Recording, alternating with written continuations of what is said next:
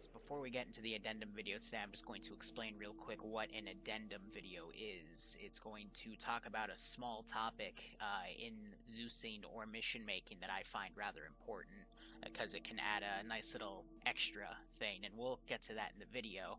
But this is meant to be filler in between the bigger topics like the Zeus Golden Rules, or after that I'm going to move on to breaking down how to make certain types of AOs.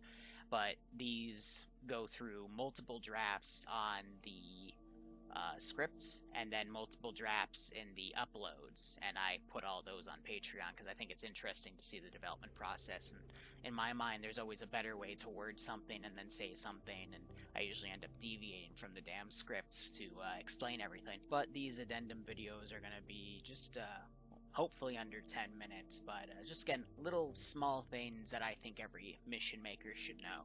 So let's get into it. Today we're going to talk about how to mark up a map as a Zeuser mission maker. It's one of the very small things in a scenario that doesn't really mean much, but if done properly it can add a lot to the scenario itself. So for the sake of this video, this is our AO. We're going to build something around Kavala in Altus. For this operation we're going to do a counterinsurgency between the AAF, which are the local Altus government forces, and the FIA, which are the guerrilla forces trying to liberate Altus from the AAF. Now we're going to say that the FIA has taken over Kavala and set up 3 ammo caches that the AAF is going to have to try to find in the major town and destroy to drive the FIA out of the large town. So again, we have Kavala, and I've decided we're going to take the stadium that is northeast of Kavala and make that into a fob for the AAF to stage from.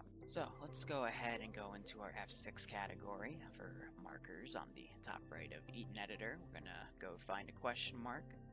Going to then plop that down right over Kavala, change its color to red because red is generally associated with Op4 AK enemy, and just type caches, and then hit the OK button.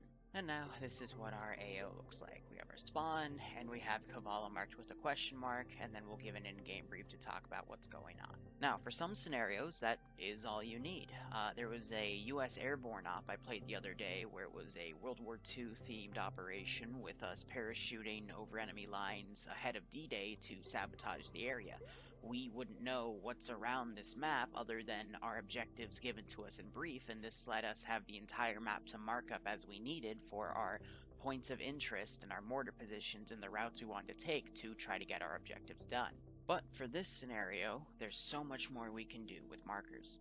Kavala itself is the biggest town in Altus. It has hundreds of buildings that span throughout it, and I can assure you that your players do not want to go into every single building looking for these caches. There are ways as a mission developer you can make some tells from the air and try to narrow it down, but with markers you can narrow it down even further and make it more clear for your players so they don't have to look at a giant town and roll their eyes thinking they have to clear every single building. Way of narrowing this down is to go back to the F6 menu and go under the areas menu. So for this cache hunt, let's try to find 3 places where we want to put caches specifically. I like to put big buildings down, but we can throw a curveball in. Let's say this area right here, just to mark it for reference, and then we can put down the hospital as an obvious choice, and then we can say this castle up here is one. But we don't want to mark their exact positions because that would be too easy, so we're going to put some of these bad boys down. We're going to then edit it so it looks a bit cleaner. I'm going to set it to grid diagonal. You can experiment however you want with these, but grid diagonal is my favorite. Then I'm going to set it to Op4, hit OK, and now we have this nice red zone. Now, my players have complained in the past that this, especially if they have a GPS or something, when they go into this area, the red kind of bleeds in too much with their map or GPS or C-tab device, so I like to lower the alpha on these to about 30 to 40%. I usually settle on 40. That way it doesn't bleed as much in the map compared to if I select it go to 100, notice how it gets darker. That way they can still find it on the map and know that that's a specific area, but it doesn't get too much in the way so they can, you know, still see themselves on the GPS and coordinate their tactics if they're all using using something like CTAB. Now, if you want to change the area of this, you can just hit the 5 key. It's also the area widget up here, and we can rotate it however we want and change the zone accordingly. Now, if I were to just mark out this area, boom, that's one cache, and then I can just literally keep the question mark in there, and that's the first cache marker. For this castle, I can just copy and paste this one, put it right here. And we want to basically cover the entire castle, and then somewhere in there we'll put a cache. I'm thinking maybe a box will be better, so we'll shape this shape. Also, you can just put one down, but, you know, you can just change the symbol there instead. I'm going to set its rotation back to 0, so it lines up perfectly with the map. And then we can kind of drag and cover the entire castle. And then, naturally, for the hospital, let's go and grab the thing right here, move that over here, and boom. Now we have 3 different caches where if we were to hit play, go into multiplayer real quick, pick our little officer debug slot, wait for the damn thing to load, and now we have 3 different caches that have helped narrow things down for the player base, rather than them coming through and having to clear all of these buildings trying to find the cache. Now they know they can just kind of spearhead down the MSR and hit these positions, or they could even make a plan to come around and hit these one by one from right to left. Either way helps lessen the workload for the players and helps narrow things down. And as a mission maker, this means that you can now focus on defending these locations specifically and fortifying them instead of just random positions throughout the map. That way you save on server performance, especially in a town like Kavala, where the frames are going to suck if you put too much stuff in the town itself. Another thing we can do to even help further down the frame of reference in the area is we can go back to our areas menu, and we can hit the 5 key to make sure we're on drag. And if we want to really limit the AO to this location itself to help kind of guide the players, we can have these cover the entire map. So we just literally take that, go to edge, and cover it like so. Now, a few pet peeves I have with these is, number 1, you have to be very, very specific when you link them together. I like to do a Control-C, Control-Shift-V, and then hit the 2 key to drag it down to cover it fully. But when you line these up, I'd like to switch back to the 5 key. I really don't like it when I have this extra black space here. I think it looks a little tacky, so you gotta scroll all the way in, and then as much as you can go, and then line it up, and you still have a little bit right there, but overall it kind of covers that, more or less.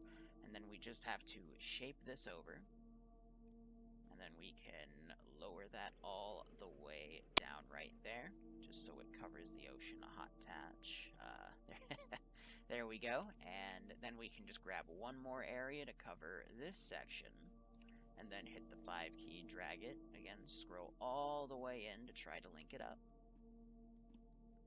And then we can lower this area, and now we have this as our AO, and there's no question about it. You can also cover the water if you want. Let's do that. So just take that, lower it to about that range, and then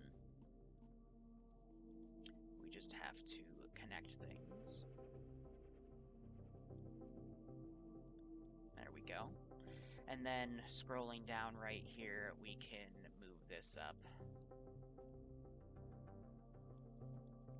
And that's fine, more or less. There's a little bit of a line, but I'll show you the difference when we load in. And then boom, that's your frame of reference. So if we were to hit play, multiplayer, let the damn thing load again.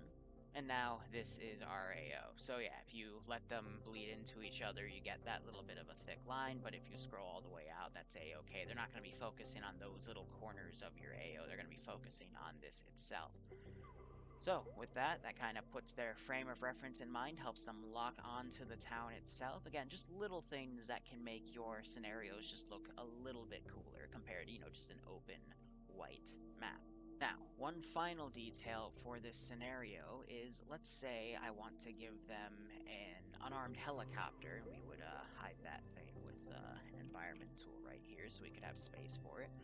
But it's going to be an unarmed helicopter that'll help them kind of scout positions out. So if the helicopter spots a checkpoint or a barricade on the road, they can send intel down to the ground force to let them know that's there. But maybe that checkpoint has a 50 cal and shoots out the anti-torque of the helicopter, but the pilot's good enough to fly it back to base. Now, let's say, just for the sake of making this a simple example, we want the pilot to know where his R&R Vics are because he didn't spot them when he came into this position. Or you're doing an AO, for example, where you start on the massive airfield, that is the main Altus airfield, and your pilots need to know where specifically they have to go in this massive run strip, let's say if they're flying planes, to get their rearm, refuel, and resupply. Triple R for short. What I like to do as a mission maker is I like to go back into markers. I will then go into whatever category that my faction is based off of, usually blue 4, but sometimes if it's an independent faction, I'll go into here. And there's two different types of markers you can do. You can do maintenance, or you could do service. Now, if you're a casual community, I would prefer maintenance because it has a little wrench icon, and players are more familiar with, just the wrench. They see that and they go, oh, okay, that's a resupply for a vehicle. But if you were to be a Milsim community, the service marker is the actual designated marker for triple R point. But it's up to you. You're the Zeus. You decide how things go. So I can just put that bad boy right there next to the helicopter, and then I can spawn my triple R Vix right next to it, and that would be the scenario. Now, another thing you can do with areas is if you were to just take a solid square area and put it up portions of the map and copy-paste it about 5 or 6 times, you can fully get an effect like this, which can really help you narrow the field of view of a map and also give you a good level of fog of war. Just note that if you're doing stuff that involves planes a lot, that might make it difficult for them to navigate through those scenarios. But if you're doing something narrow focused like a World War I trench line because you don't want to have trenches go through 20 kilometers of map, or if you want to keep the players contained to a certain area, specifically where you built the AO up, this would be a really cool mission trick to utilize involving the markers. Just do note that extra black area you just saw on the left. If you want to really cover the entirety of the map, you're going to have to drag those areas all the way to the far corners, even in the inky blackness. That is the map border that you'll get in Eden Editor. So just copy paste 6 times and everything can be completely blacked out. Now, I was also going to get into markers via tasks, but tasks also opens a door for triggers and everything about tasks individually, and I believe that should be its own addendum video. Furthermore, this has already gone past my 10-minute mark I originally budgeted for it, and my draft is having some weird corruption issues, and I've had to re-render it and redo everything, and there's still some audio glitches here and there, so I apologize for that.